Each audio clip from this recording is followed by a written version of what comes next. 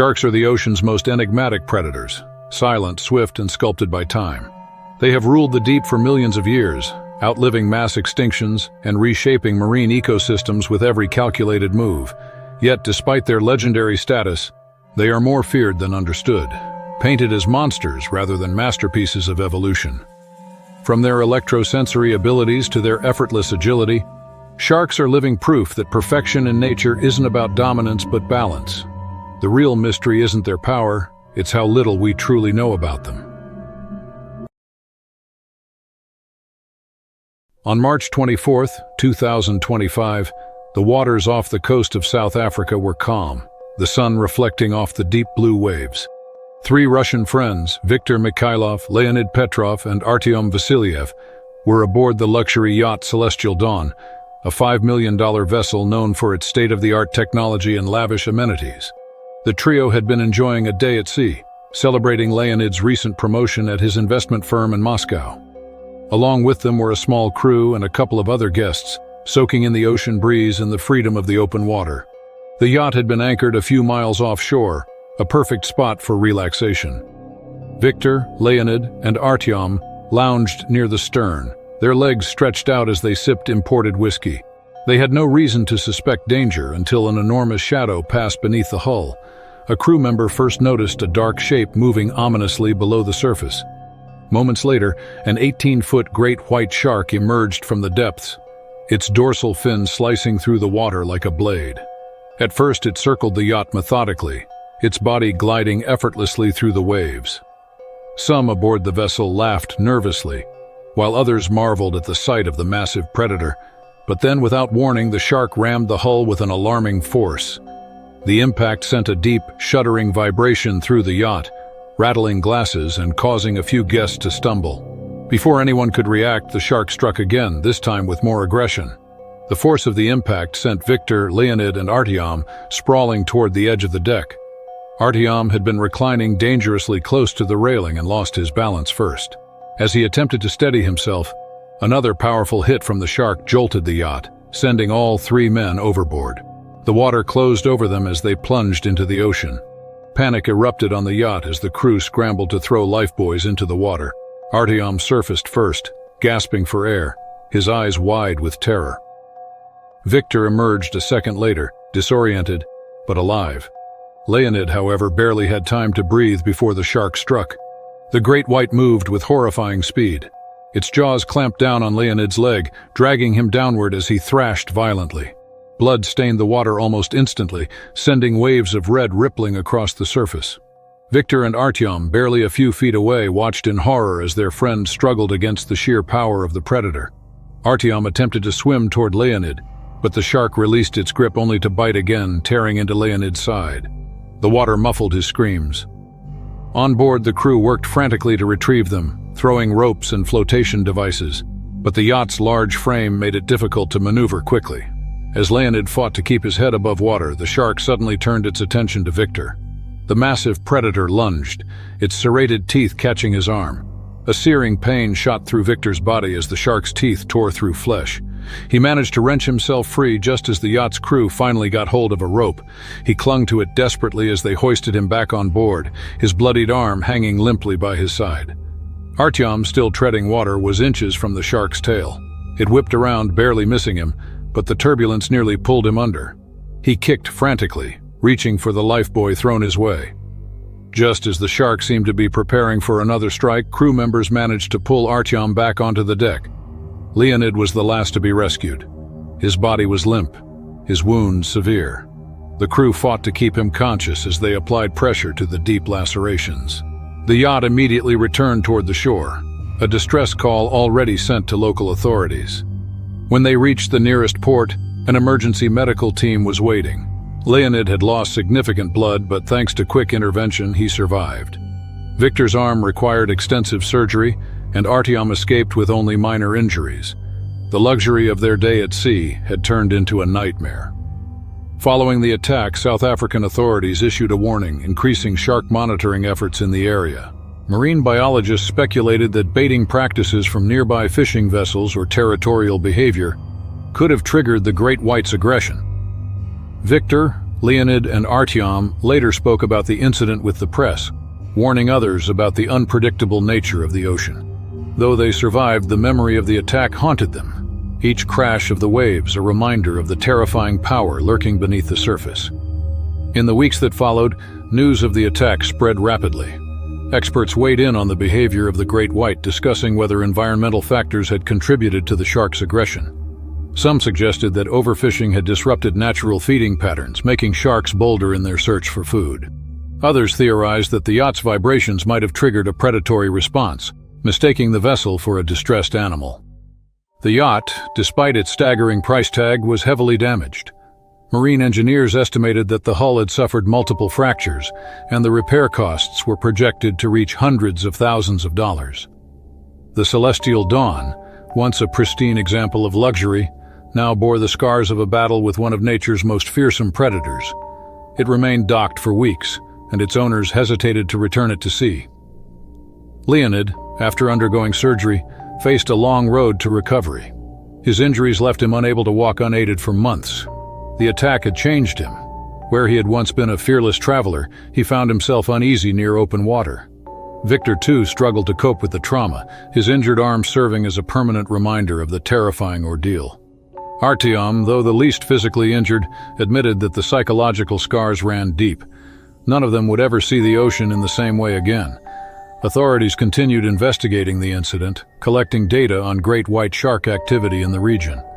Some conservationists warned against vilifying the species, arguing that humans had encroached on their territory. Others called for stricter safety measures to prevent future encounters. The debate raged on, but one thing was certain: the attack had left an indelible mark on those involved. As Victor, Leonid, and Artyom tried to return to their normal lives, they found themselves drawn back to the ocean in an unexpected way. Despite their fear, they began advocating for better education about sharks, hoping to help others understand these misunderstood creatures. Their harrowing experience, once a personal nightmare, became a story of survival that captivated the world. The morning of August 14, 2023, was perfect for a day on the ocean. The sky was a cloudless blue, and the Pacific stretched endlessly along the California coast near Santa Barbara. Alex Mitchell, a 29-year-old adventure enthusiast, had taken the day off work to indulge in one of his favorite pastimes: jet skiing. A regular in the area, he was no stranger to these waters and knew them well. As Alex sped across the rolling waves, the salty spray hitting his face, he felt an exhilarating sense of freedom. The jet ski hummed beneath him, slicing through the water with ease. A few other boats and jet skiers were visible in the distance, but he had ventured farther offshore, eager to push the machine to its limits. Without warning, the calm was shattered. A sudden impact violently rocked the jet ski, throwing Alex forward. His hands lost grip on the handlebars and he splashed into the water. Disoriented, he surfaced, gasping for air. His jet ski floated a few feet away, but his attention was drawn to a massive shape looming beneath the surface. A 15-foot great white shark had appeared, its powerful body cutting through the water like a torpedo. It had struck the jet ski with force, likely mistaking it for prey. Heart pounding, Alex swam toward his vehicle, but the shark surfaced before he could reach it. The creature's sheer size was staggering. Its dark eyes locked onto him, its dorsal fins slicing through the water ominously. The shark lunged, its massive jaws snapping just inches from Alex's legs.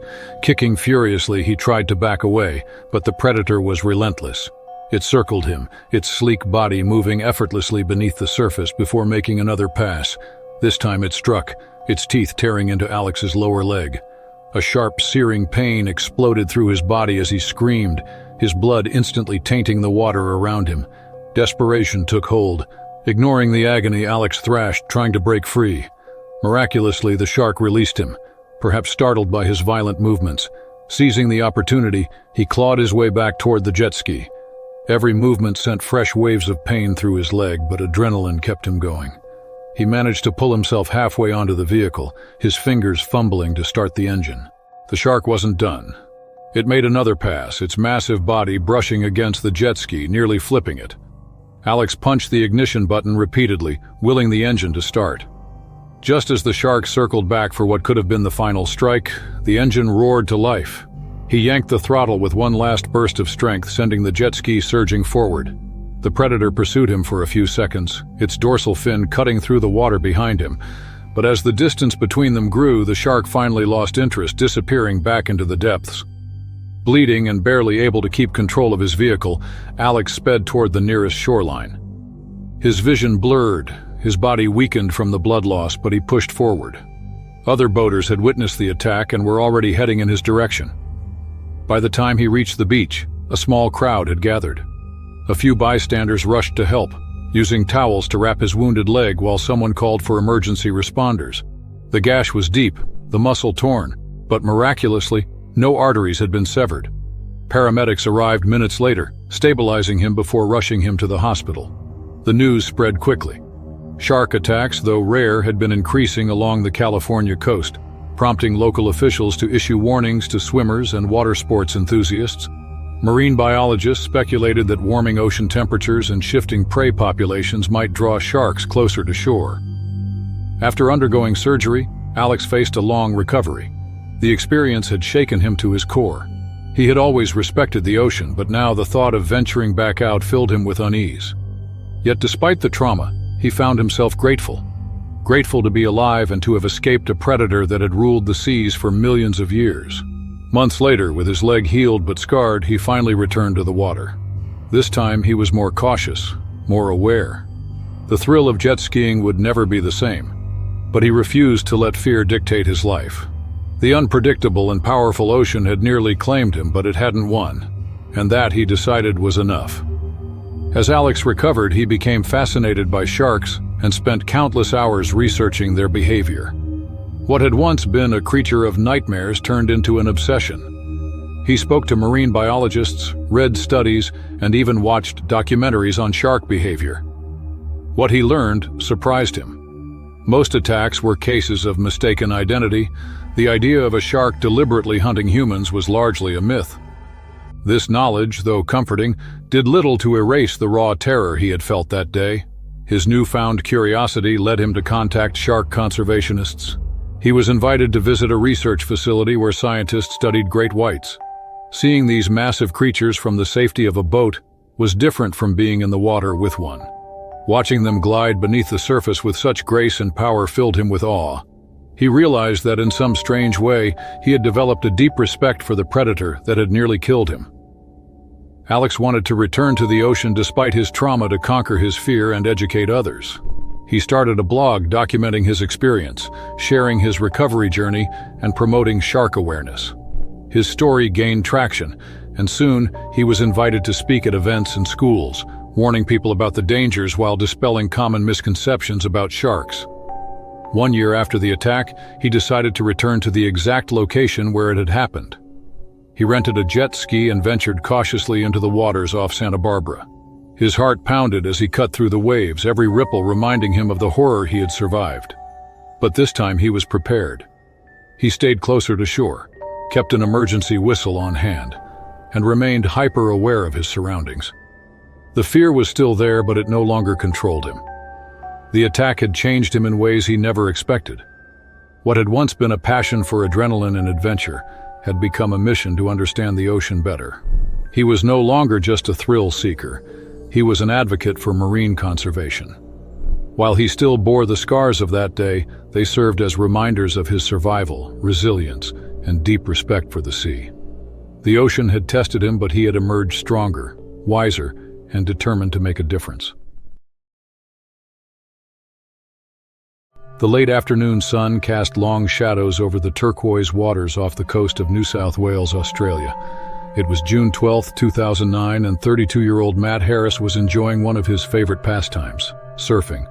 A seasoned surfer, Matt had spent years mastering the waves at this particular stretch of coastline near Byron Bay, a well-known surf spot that attracted both locals and tourists. The waves were strong but manageable, rolling in steady sets, and the ocean's surface shimmered in the fading light. Matt had been out for a few hours, catching waves and relishing the solitude of the sea. The beach was sparsely populated, with only a handful of other surfers spread across the water. As he paddled out for what he planned to be his last ride of the evening, he took a moment to soak in the beauty around him.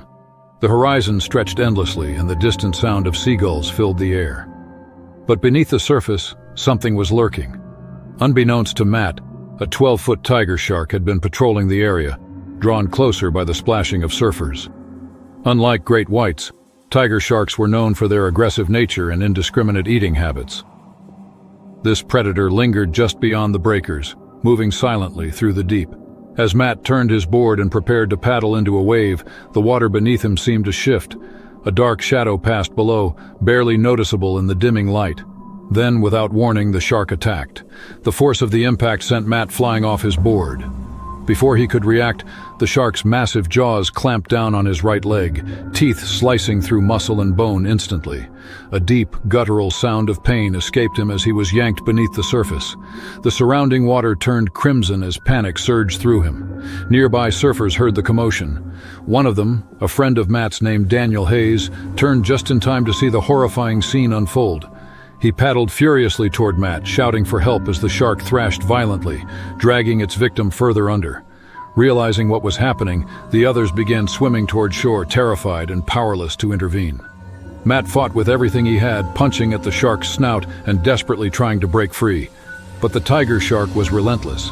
It released him briefly, only to strike again, this time tearing into his lower torso. The damage was catastrophic. As the predator pulled him deeper, his strength faded. The ocean swallowed his screams. Daniel reached the spot where Matt had been moments ago, but all that remained was a blood-streaked board floating on the surface. For a terrifying few seconds, there was no sign of Matt.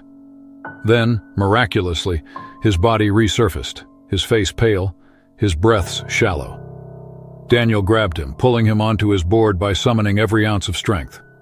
The sight was horrific. Matt's leg was almost entirely gone, and deep wounds covered his torso.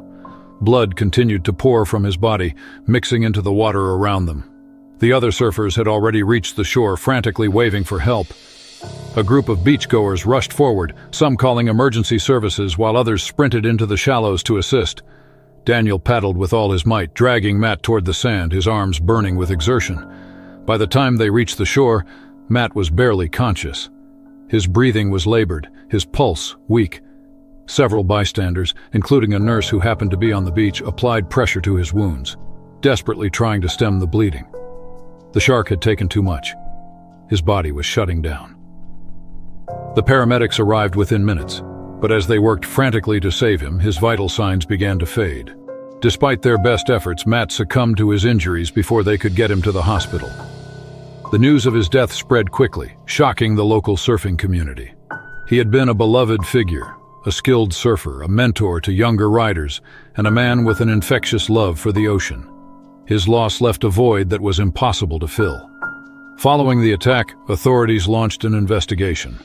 Experts speculated that the shark had been drawn to the area due to increased fish activity, possibly from nearby fishing boats discarding scraps.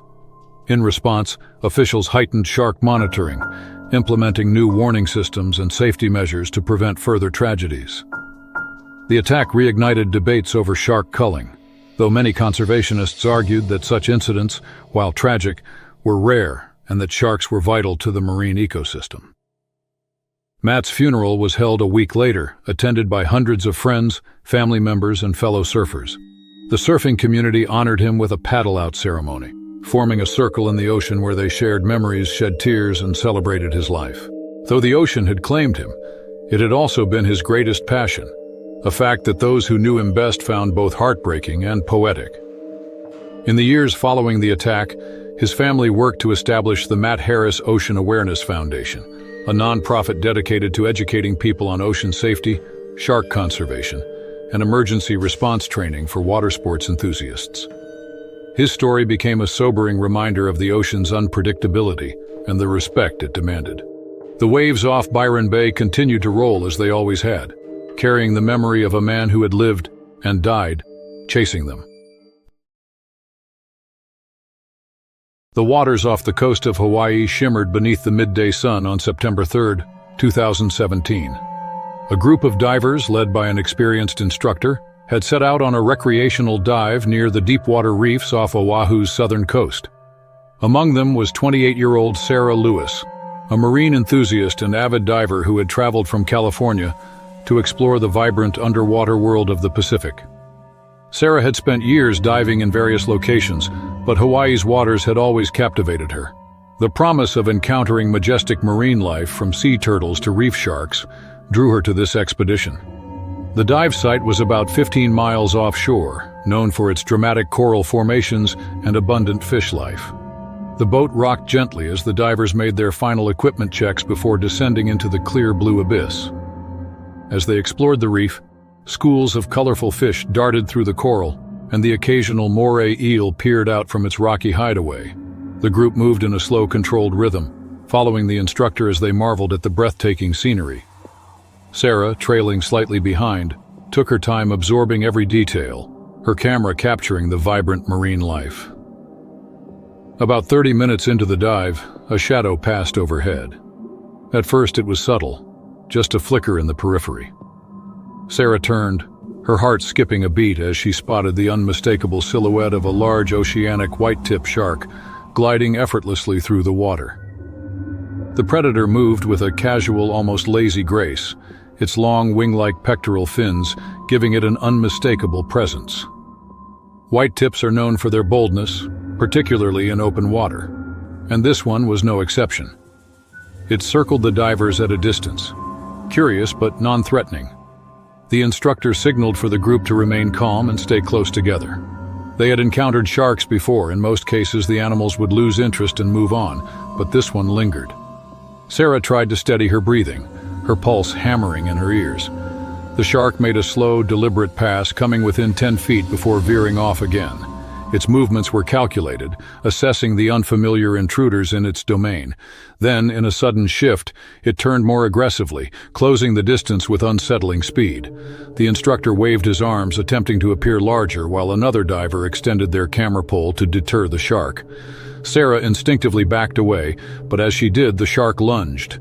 It happened in an instant.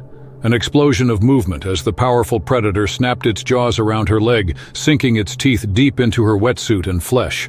A sharp, searing pain shot through her as the shark's grip tightened. The water churned red. Sarah struggled, kicking wildly as the others moved into action. One of the divers jabbed at the shark with their camera pole, striking it near the gills. The predator released its grip, twisting away and vanishing into the blue almost as quickly as it had attacked. Disoriented and in agony, Sarah fought to maintain control. Her leg throbbed, the wound deep but not life-threatening. The instructor grabbed her arm, helping her stabilize as the group began their emergency ascent. The once serene dive had turned into a desperate race against time. Breaking the surface, the divers waved frantically at the boat crew. Within seconds, they were hauling Sarah aboard, pressing towels against her bleeding leg. The bite marks were deep, the flesh torn, but the bleeding, though alarming, was manageable. A distress call was sent, and a rescue team was en route within minutes. As the boat sped back toward the shore, Sarah lay on the deck, her face pale but composed. Adrenaline coursed through her veins, dulling the pain, but the reality of what had just happened was sinking in. She had always understood the risks of diving, but facing the raw power of a predator firsthand was an entirely different experience. Doctors cleaned and stitched her wounds at the hospital, monitoring for infection. Despite the severity of the bite, no major arteries or tendons had been severed, sparing her from permanent damage. The incident made headlines, with experts weighing in on the shark's unusual aggression. Some speculated that increased fishing in the area had disrupted natural feeding patterns, making the predator bolder in its search for food. In the weeks that followed, Sarah struggled with the psychological impact of the attack. Once a place of wonder, the ocean now held an edge of fear. But as time passed, she found herself drawn back to it. Determined not to let fear define her, she slowly returned to diving, first in controlled environments, then back in the open sea. A year after the attack, she found herself once again off the coast of Hawaii, standing on the deck of a dive boat. The memory of that day was still vivid, but this time she felt different, stronger, wiser. As she descended into the blue depths, she carried the scars on her leg and a newfound respect for the unpredictable, untamed world beneath the waves. The waters off the Palawan, Philippines coast were calm on the morning of August 7, 2001. Andres Reyes, a 40-year-old fisherman, waded through the shallow reefs near the island's outskirts. hauling his fishing nets. He had been doing this for decades, providing his family with the sea's bounty. The tropical sun hung low in the sky, casting golden reflections across the water's surface. It was a morning like any other, or so it seemed. Andres worked efficiently, untangling small fish from his net and tossing them into a weathered bamboo basket strapped to his back. The water was only waist deep, the coral reef sprawling beneath him, teeming with life. Schools of silverfish darted through the shallows, and the occasional sea turtle glided past. To an outsider, the scene might have appeared peaceful, but beneath the surface, danger lurked. An 11-foot bull shark prowled the murky depths beyond the reef, drawn in by the scent of fish struggling in Andres's net. Unlike great whites, bull sharks thrived in salt and fresh water, making them especially dangerous in coastal shallows where fishermen often worked. This particular shark, possibly disoriented by the presence of human activity, began circling closer. Andres, oblivious to the lurking predator, continued his routine. He had seen sharks before, but they usually kept their distance. There was no reason to suspect this day would be any different, but then in an instant the water exploded. A massive force struck him from below, knocking him off his feet. Before he could react, razor-sharp teeth sank into his leg, the crushing pressure sending a shockwave of pain through his body. Andres screamed, his voice drowned by the splashing chaos around him. The bull shark thrashed violently, dragging him deeper as blood billowed into the water. Nearby fishermen heard the commotion and turned just in time to see the horrifying sight. Andres flailed, his arms reaching desperately toward the surface, but the predator's grip was unrelenting. His companions rushed toward him, wielding long bamboo poles in a frantic attempt to scare off the shark. One of them struck the beast's side, momentarily startling it. The shark released Andres, but the damage had been done. His lower leg was nearly severed, his body limp as he surfaced. Two fishermen grabbed him, hauling him onto a wooden banca boat as quickly as possible. The once pristine waters around them had turned a dark crimson. Andres gasped for air, his breaths ragged and weak. His friends pressed their hands against his mangled leg, trying to slow the bleeding, but the wound was catastrophic. They shouted to the others on shore, signaling for help as they paddled furiously toward land. When they reached the beach, villagers rushed to assist. A makeshift tourniquet was fashioned from a torn fishing net, but Andres's pulse was fading. His wife, Maria, arrived moments later, her face stricken with horror as she saw his lifeless form. Despite their desperate efforts, Andres succumbed to his injuries before medical help could arrive. The community mourned his death deeply. He had been a beloved figure, known for his generosity and wisdom. Shaken by the attack, his fellow fishermen became wary of returning to the water. Bull sharks had always been present in the area, but this incident served as a grim reminder of their unpredictable nature. In the weeks following the tragedy, local authorities and marine biologists investigated the attack. Some speculated that overfishing had forced sharks closer to shore in search of food. Others believed the increased fish waste dumped near fishing sites had unintentionally lured predators into human territory. In response, officials imposed stricter waste disposal regulations and advised fishermen to avoid early morning and late afternoon fishing when sharks were most active. Despite the fear lingering in the community, life in Palawan carried on. The sea, ever indifferent, continued to provide for the island's people. But for those who had witnessed the attack, the ocean no longer felt as safe as it once had. Andres's name became a cautionary tale, spoken in hushed voices by those who waded into the shallows, a stark reminder of the silent dangers that lurked beneath the waves. Maria, left to raise their 3 children alone, struggled in the wake of Andres's death. With no other source of income, she turned to selling dried fish and handmade crafts to tourists. The family's grief was compounded by financial hardship, but the local community rallied behind them. Fellow fishermen, though shaken, pooled resources to support her, ensuring that her children could stay in school. Still, the absence of Andres was felt every day. His laughter and strength are now only memories. Some of the younger fishermen began carrying makeshift spears or knives when wading into the water, a feeble attempt at protection against an enemy they could barely see.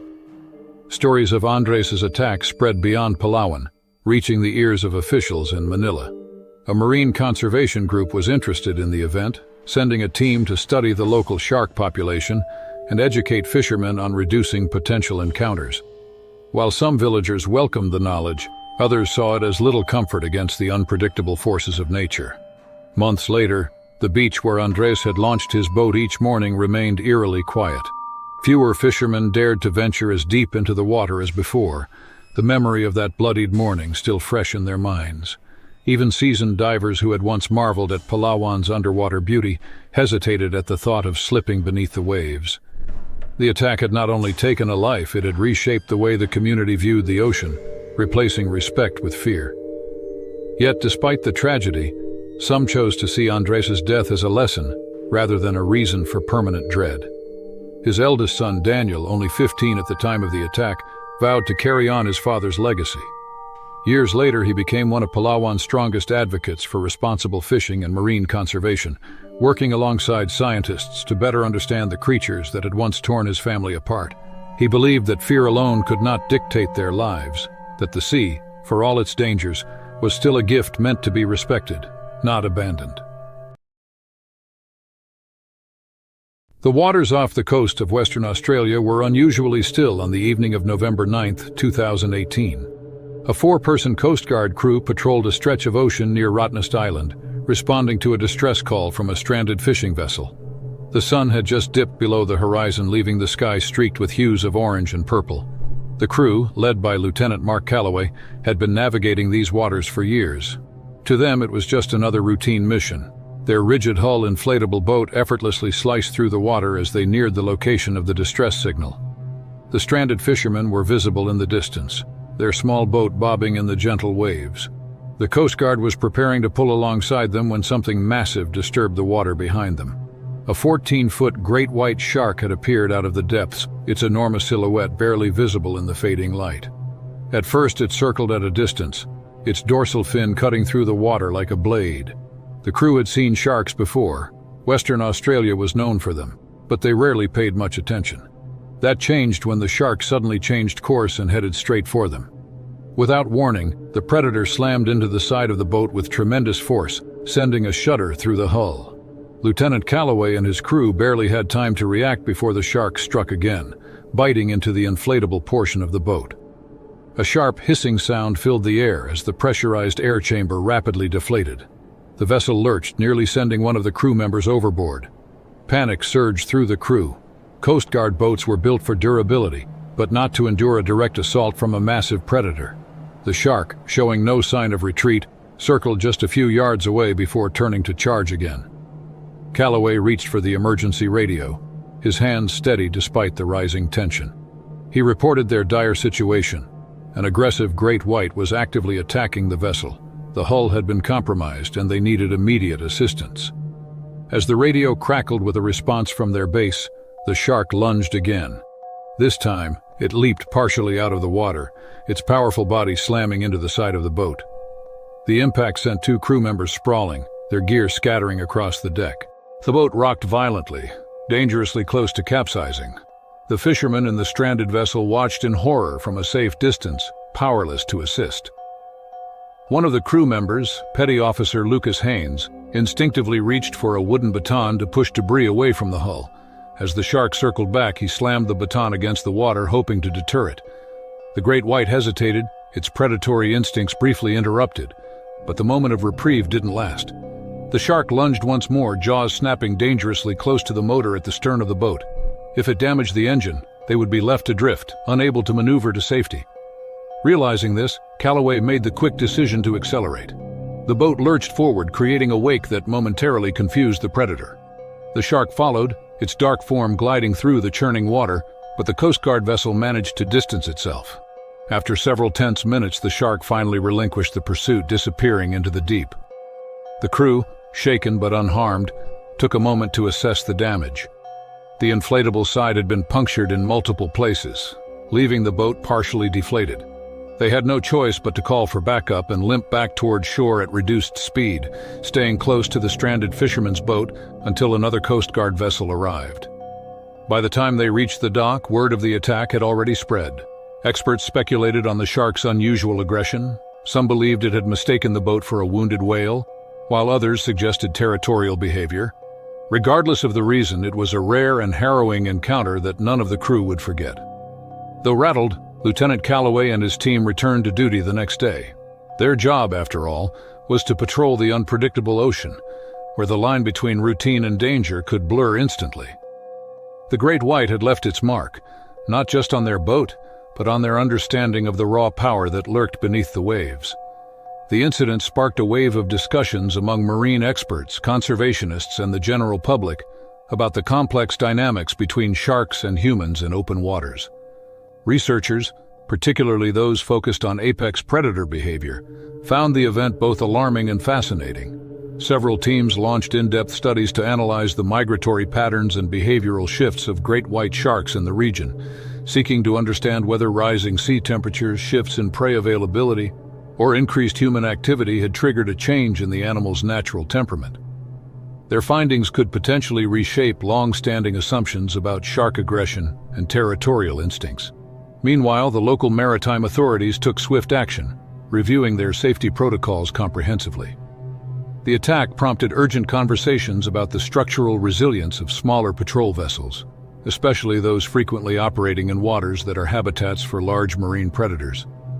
Engineers and naval architects were consulted to explore reinforced hull designs and implement additional safety measures to protect crews during unexpected encounters with wildlife. As for Captain Calloway and his crew, the memory of that day remained etched into their minds. They would recount the harrowing experience with a blend of reverence and unease, haunted by the raw power of the creature that had collided with their vessel, yet captivated by the rare glimpse into nature's untamed ferocity. The attack became more than just a frightening event.